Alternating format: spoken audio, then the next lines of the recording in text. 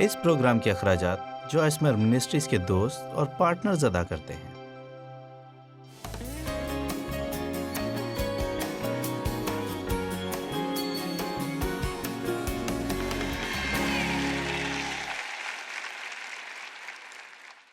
یسایہ 30:18 یہ بائبل کا ایک نہایت ذائقہ دار حوالہ ہے۔ ٹھیک ہے، اب آپ اس کے لیے تیار ہیں؟ آپ اس پر توجہ دینا چاہیں گے؟ تو بھی خداوند تم پر مہربانی کرنے کے لیے انتظار کرے گا اور تم پر رحم کرنے کے لیے بلند ہوگا، کیونکہ خداوند عادل خدا ہے۔ مبارک ہے وہ سب جو اس کا انتظار کرتے ہیں۔ خدا آپ پر مہربانی کرنے کے انتظار میں ہے۔ اب سنیں، اور تم پر رحم کرنے کے لیے، مہربان ہونے کے لیے، آپ کو اپنی شفقت دکھانے کے لیے بلند ہوگا، کیونکہ خداوند عادل خدا ہے۔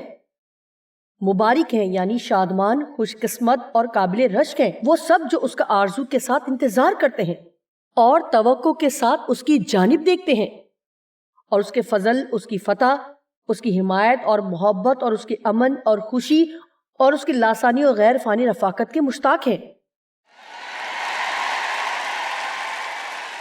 یہاں میں نہایت سادگی سے اسے آپ کے لیے بیان کر سکتی ہوں۔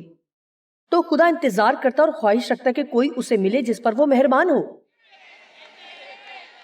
اور وہ صرف اسی پر مہربان ہوتا ہے جو اس کی طرف دیکھتے ہیں، اس کی خواہش رکھتے اور اس سے بھلائی کی توقع کرتے ہیں۔ لہٰذا اگر میں آپ کی جگہ ہوتی تو صبح سویرے اٹھ کر کہتی میں حاضر ہوں۔ میں اس کی حقدار تو نہیں، لیکن میں توقع کرتی ہوں کہ آج میرے ساتھ کچھ اچھا ہوگا۔ ایک اور بات جو میں کہنا چاہوں گی وہ یہ کہ میں اچھی خبر کی توقع کرتی ہوں۔ میں آپ کے بارے میں نہیں جانتی، لیکن میں بری خبروں سے تنگ آ چکی ہوں۔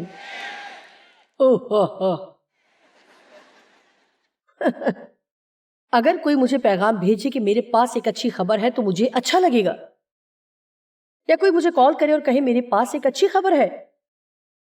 ہمیں ضرورت ہے کہ لوگوں کو خوشخبری سنائیں، اور ہمیں خدا سے ہر روز اچھی خبر مانگنے کی ضرورت ہے۔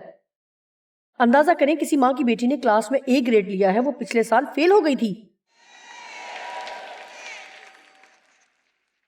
ذرا اندازہ کریں، جمعے کی شام ہنری شراب پی کر گھر واپس نہیں آیا۔ اگر آپ کا نام ہنری ہے تو برا نہ منائیے گا۔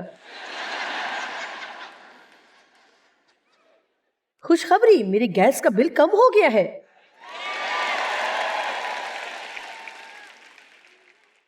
خوشخبری، مجھے 20% بچت کا کوپن ملا ہے جس کے بارے میں مجھے معلوم نہیں تھا کہ وہ دستیاب ہے۔ ہمیں اچھی خبروں کے بارے میں زیادہ خوش ہونے کی ضرورت ہے۔ زبور 27 کی 13 اور 14 داؤد کہتا ہے، اگر مجھے یقین نہ ہوتا کہ زندوں کی زمین میں خداوند کے احسان کو دیکھوں گا تو مجھے غش آ جاتا۔ آپ جانتے ہیں کہ مجھے یہ کیوں پسند ہے؟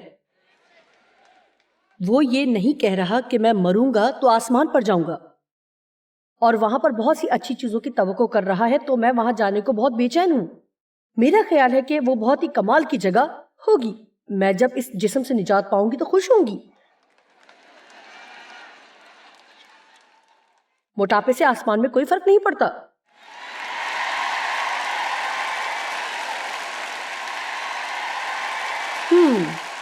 آمین۔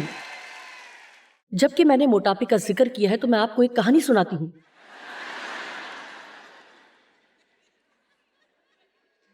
میں نے ایک عجیب حرکت کی کہ 3 مہینے تک اپنا وزن نہیں کیا، اور یہ میرے لیے اچھا نہیں تھا، کیونکہ میرا وزن کبھی کم اور کبھی زیادہ ہو جاتا ہے۔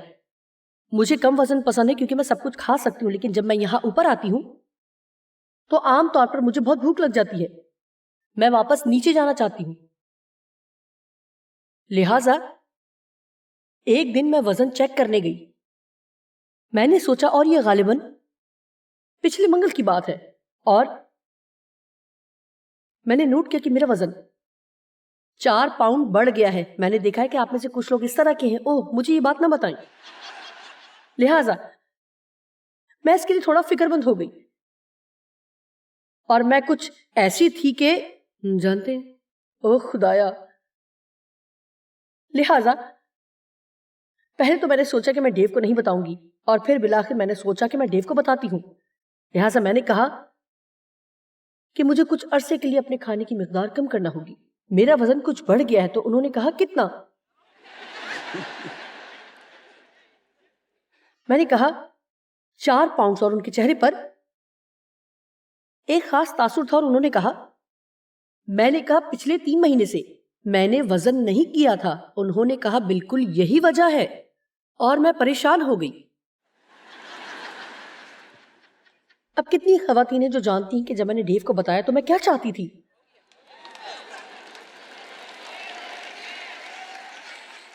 اور کتنے آدمی ہیں جن کو کچھ بھی سمجھ نہیں آیا اور آپ کہہ رہے ہوں گے اس میں کیا خرابی ہے. انہوں نے کوئی غلط بات تو نہیں کی. دیکھیں میں کیا چاہتی تھی. میں چاہتی تھی کہ ڈیو کہیں، خیر ڈیئر تم ایسی تو نہیں لگ رہی، تم تو اچھی لگ رہی ہو. سنو تم اسے جلدی کم کر لو گی کیونکہ میں جانتا ہوں کہ تم نظم و ضبط کی پابند ہو.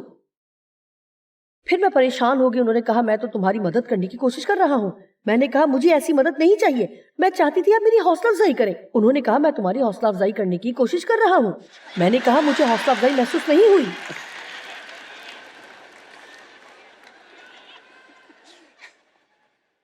لہٰذا گزشتہ رات جب ہم نے کتاب کی رونمائی کی تقریب میں دستخط کیا تو قطار میں کھڑی پہلی خاتون نے کہا آپ بہت دبلی ہیں. میں نے سوچا کیا تم نے بھی کبھی غور کیا ہے؟ میں نے کہا یہ تو خاتون تھی. کسی کو خدا کی آواز سننے کی ضرورت ہے. خیر بہت ہو گئی. میرے خیال میں امید کر رہی تھی کہ کس طرح اس پر قابو پا سکوں اور دیکھوں کہ خدا اس پر کیسے کام کرتا ہے. یہ بالکل صحیح ہو گیا. خدا کا شکر ہو کہ اس زمین پر رہتے ہوئے ہی ہم خدا سے اچھی چیزوں کی توقع کر سکتے ہیں. اگر مجھے یقین نہ ہوتا کہ زندوں کی زمین میں خداوند کے احسان کو دیکھوں گا تو مجھے غش آ جاتا. یہاں پر ہمارے ساتھ جتنا بھی اچھا ہو جائے مجھے یقین ہے کہ آسمان پر اس سے کہیں بڑھ کر بہتر ہوگا. لیکن ہمیں اس طرح کا رویہ نہیں رکھنا چاہیے. میرا خیال ہے کہ جب تک میں آسمان پر نہیں جاتی ہم اس میں سے گزرنے کی کوشش کرتے رہیں گے. پھر جب ہم آسمان پر جائیں گے تو نہیں، میرا خیال ہے کہ یسوع اس لیے ہوا کہ ہم ایک اچھی زندگی گزاریں. آمین. اب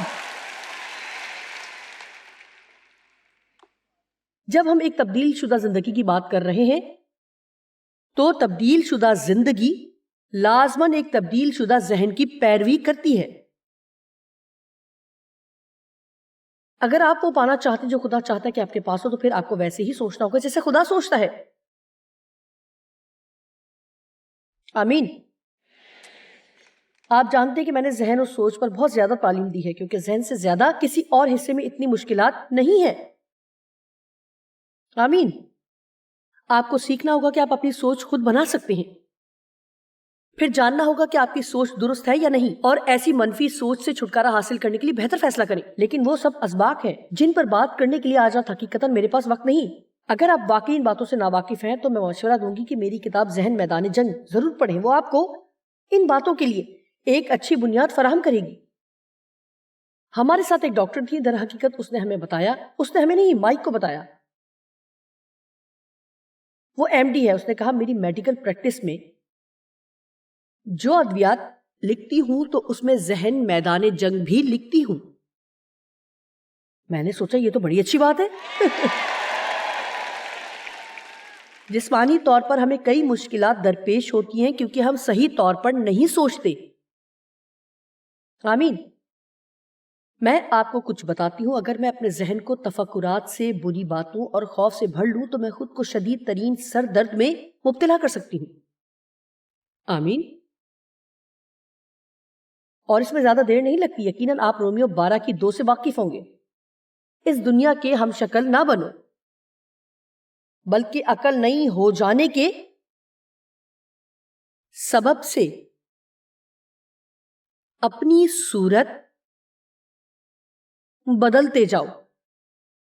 لہذا جب تک ذہن تبدیل نہ ہو اس وقت تک کردار کی تبدیلی ممکن نہیں. لہذا اگر یہ سب آپ کے لیے نئی باتیں ہیں اور آپ کہہ رہے ہیں او خدایا میں نے یہ پہلے نہیں سنا یا میں نہیں جانتی کہ اس کے متعلق کیا سوچوں، جس چیز کے بارے میں آپ سوچ رہے ہیں صرف اسی پر دھیان دینا شروع کر دیں. اور اگلی مرتبہ جب آپ پریشان ہو یا حوصلہ شکنی کا شکار ہو اور آئندہ جب آپ کسی دوسرے کی سوچ میں شگاف ڈالنا چاہیں تو پہلے یہ سوچیں کہ آپ کس چیز کے بارے میں سوچتے ہیں. آمین. امثال 23:7 بیان کرتی ہے کیونکہ جیسے اس کے دل کے اندیشے ہیں وہ ویسا ہی ہے. میں نے دیکھا کہ انسان اپنی سوچ کی پیروی کرتا ہے. اگر آپ دیر تک چاکلیٹ کے بارے میں سوچتے رہیں گے تو آپ اسے کھا لیں گے. چونکہ آپ کا ذہن بہت پہلے ہی آئس کریم اسٹور پر جا چکا تھا، اب آپ کا جسم بھی اس کی طرف جائے گا. کیا میں ٹھیک کہہ رہی ہوں؟ حیران کن بات ہوگی کہ اگر کوئی مجھے کہے چاکلیٹ، کافی یا آئس کریم، اور آپ کہیں مجھے تو یہ بالکل پسند نہیں ہے.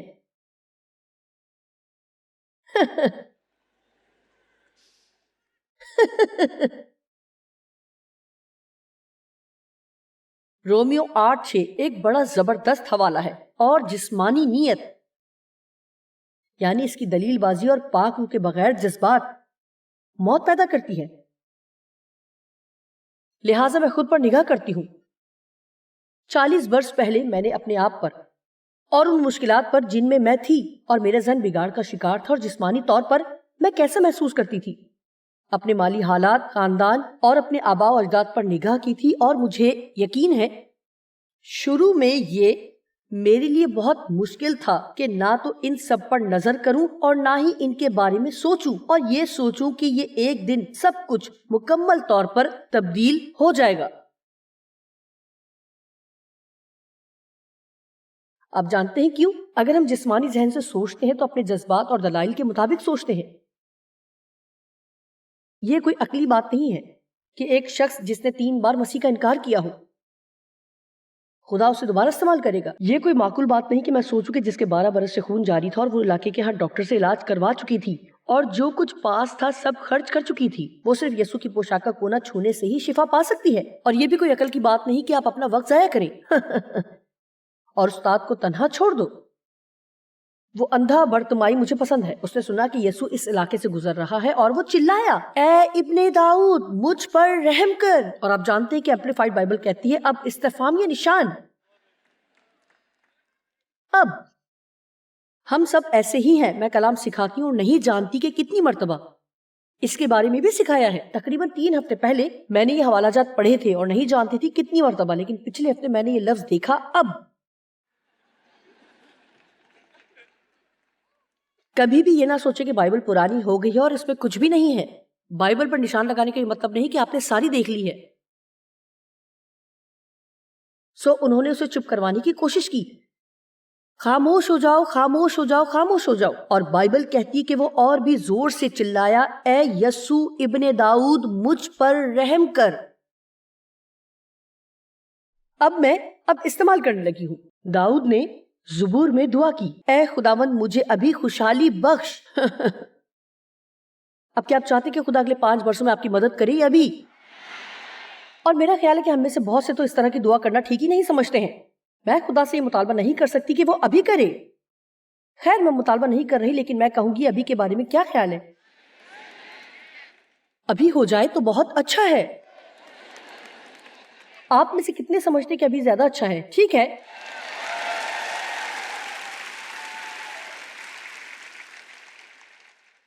بعض اوقات میں سمجھتی ہوں کہ ہم بس ایسے ہیں جیسے نہیں جانتے کہ کیا کہوں. آپ جانتے کہ ہم سمجھتے ہیں کہ امید ہے. خیر امید ہے. ہو سکتا ہے کہ کسی دن ہو سکتا ہے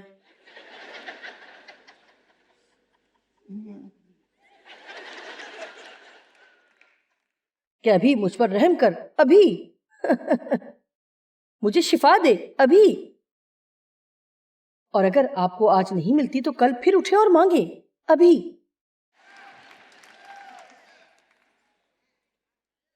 یہ ایک مسا شدہ لفظ ہے. جسمانی نیت موت ہے. جانتے کہ یہ وہ جگہ ہے جہاں زیادہ تر نئے سر سے پیدا شدہ اور خدا سے محبت کرنے والے لوگ رہتے اور چڑھ جاتے ہیں.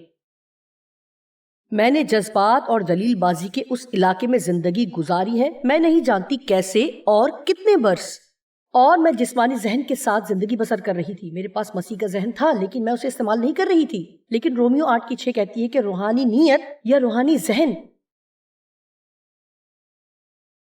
زندگی اور اطمینان ہے. لہٰذا جب ہم خدا کے پاک روح کی رہنمائی میں سوچتے ہیں جو کہ خدا کے کلام کے مطابق ہے تو ہم ناقابل فہم چیزوں پر بھی ایمان رکھ سکتے ہیں. کیا آپ نے سنا جو میں نے کہا؟ آپ ان چیزوں پر بھی ایمان رکھ سکتے ہیں جو نہیں ہیں کیونکہ آپ ایسا ہی سوچتے ہیں. حتیٰ کہ نجات کا سارا منصوبہ بھی سمجھ آنے لگتا ہے. اگر میں رک کر یہاں اوپر آؤں اور عقل کو استعمال کرنا شروع کروں تو آپ جانتے ہیں کہ شاید مجھے کہنا پڑے خداون کیا واقعی تجھے اپنے اکلوتے بیٹی کو قربان کرنا پڑا؟ اگر تو چاہتا تو یہ اتنا تکلیف دہ نہ ہوتا. میں نے اس کو صلیب پر مرتے نہیں دیکھا، میں وہاں نہیں تھی. اور در حقیقت اگر میں واقعی ذہن سے سوچوں تو میں اسے نہیں جان سکتی کیونکہ میں وہاں نہیں تھی. میں جانتی ہوں، میں جانتی ہوں، میں جانتی ہوں، میں جانتی ہوں. اور روح میں چلنے اور روح کی ہدایت میں چلنے کا یہی مطلب ہے. میری آنکھیں سوچ سکتی ہیں کہ میرے پاس کیا ہونا چاہیے، مجھے یہ چاہیے، یہ میرے لیے اچھا ہوگا. اور اسی لمحے میری روح مجھے کہہ سکتی ہے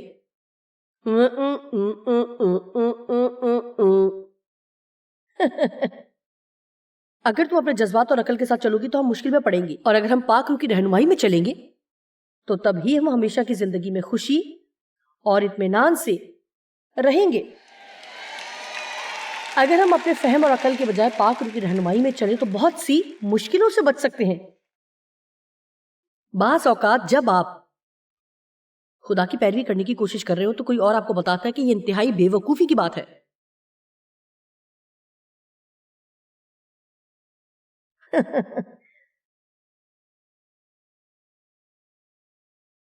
کچھ باتوں میں آپ کو اپنے ذہن کو بدلنا ہوگا. خیر یہ تھوڑی تنگ کرنے والی بات ہے، تاہم ہمیں مشکلوں، آزمائشوں اور سختیوں سے متعلق اپنے ذہن کو مختلف انداز سے سوچنا سیکھنا ہوگا. مجھے بھی یہ بات اتنی پسند ہے جتنی آپ کو. لیکن یہ سنیے حبقوق 3:17-19.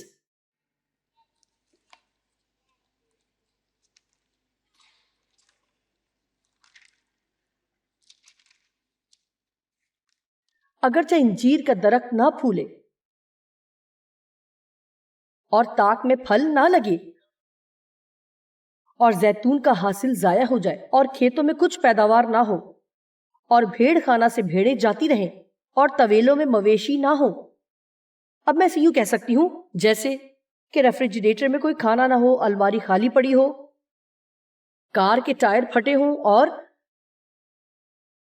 جانتے بچوں کے رپورٹ کارڈز پر فیل ہی فیل لکھا ہو، تو بھی میں خداوند سے خوش ہوں گی.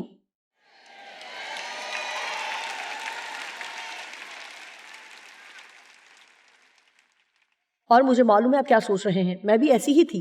یہاں اس جگہ پر سب کا اس بات پر متفق ہونا آسان ہے، لیکن جب آپ گھر میں اکیلے ہوں تو آپ کا غصہ آسمان کو چھو رہا ہوتا ہے. اور ہو سکتا ہے کہ آپ میں سے کچھ ایسے بھی ہیں جو اکیلے ہی گھر میں ایماندار ہیں. جی ہاں، اوہو یہ جی ہاں، دیکھا وہ چلا رہی تھی اور آپ ہنستے ہیں. اور ہم نے یہ بنایا ہوا ہے آج شام ہم نے ایک سسٹم بنایا ہوا ہے.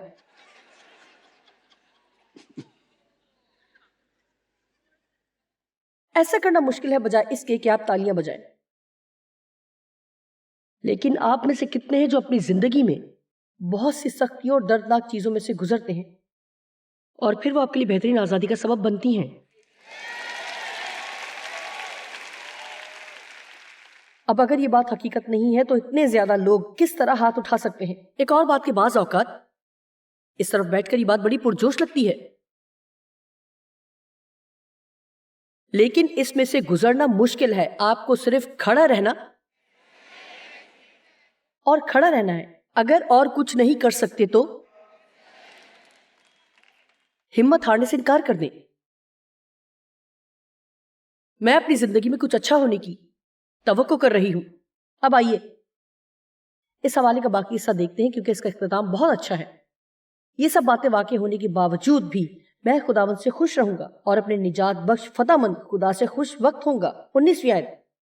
خداوند خدا میری توانائی ہے، میری ذاتی دلیری، میری ناقابل تسخیر فوج. وہ میرے پاؤں ہرنی کے سے بنا دیتا ہے اور مجھے میری، اب ذرا سنیں، مجھے میری اونچی جگہوں میں چلاتا ہے، یعنی خوف میں رہنے نہیں دیتا اور روحانی طور پر مجھے اونچے مقاموں پر بٹھاتا ہے. مجھے ترقی بخشتا، دکھ مصیبتوں میں ذمہ داری لیتا ہے.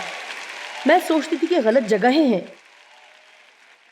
کیا آپ نے بھی سوچا ہے کہ یہ نیچی جگہیں ہیں؟ کبھی کبھی میں ایسا سوچا کرتی تھی، مجھے اور کوئی مشکل میں نہ ڈالو. میں خدا کی سوچ کو نہیں سمجھ سکتی تھی. وہ کہتا ہے کہ وہ ترقی کی اونچی جگہیں ہیں. جی ہاں، ترقی کی اونچی جگہیں ہیں.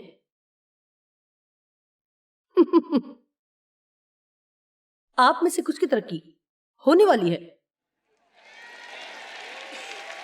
آمین.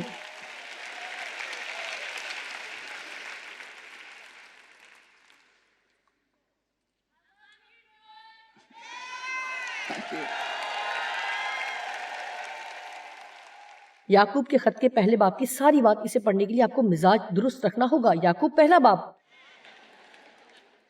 میں آج اور تیار ہوں یا نہیں، لیکن کوشش کرتی ہوں. اے میرے بھائیو، جب تم طرح طرح کی آزمائشوں میں پڑھو تو یہ جان کر اس کو خوشی کی بات سمجھنا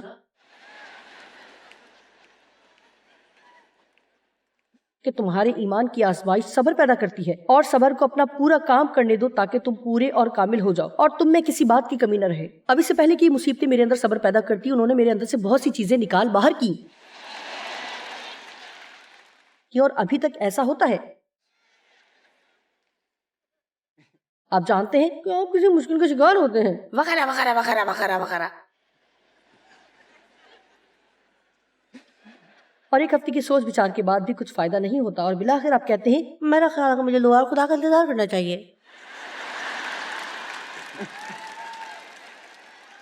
میں آپ کے بارے میں تو نہیں جانتی، لیکن مجھے یقین ہے اور میں خوش ہوں کہ خدا مجھے سمجھتا ہے.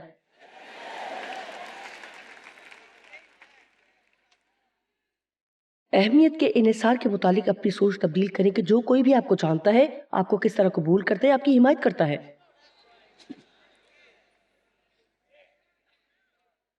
اگر آپ مجھے پسند نہیں کرتے تو میرا دن تو تباہ ہو گیا.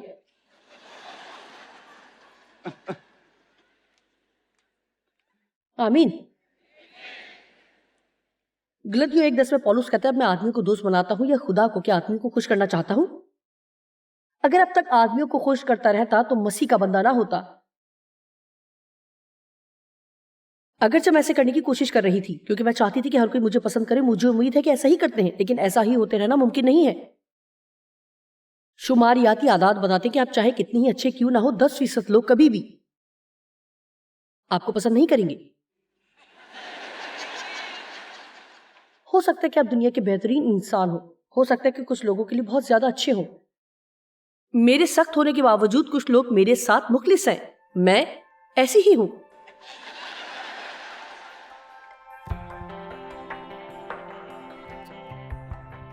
خیر، بعض اوقات ہمیں اس بات پر ایمان رکھنا مشکل ہو جاتا ہے کہ خدا ہمارے لیے کچھ ناممکن کام کر سکتا ہے جو ہم چاہتے کہ وہ ہمارے لیے کرے. آپ جانتے کہ ہم سب ایسے حالات کا سامنا کرتے ہیں جو ہمارے خیال میں ناممکن ہوتے ہیں، لیکن حقیقت یہ ہے کہ وہ اگر ہمارے لیے ناممکن ہے تو اس کا ہرگز یہ مطلب نہیں کہ وہ خدا کے لیے بھی ممکن نہیں، کیونکہ خدا کے نزدیک سب کچھ ممکن ہے.